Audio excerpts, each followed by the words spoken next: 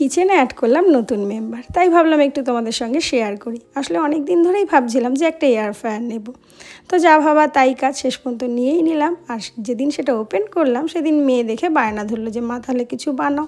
তো কী আর বানাবো, তাই ভাবলাম যে একটু ফ্রেঞ্চ ফ্রাই বানাই। তার জন্য নিয়ে নিলাম 4টে বড় বড় আলু, তাকে ভালো করে ধুয়ে সুন্দর করে ছুলে নিলাম। ছোলার পর আবার ধুয়ে ফ্রেঞ্চ ফ্রাইয়ের মতো সুন্দর সুন্দর মোটা মোটা করে পিস করে নিলাম।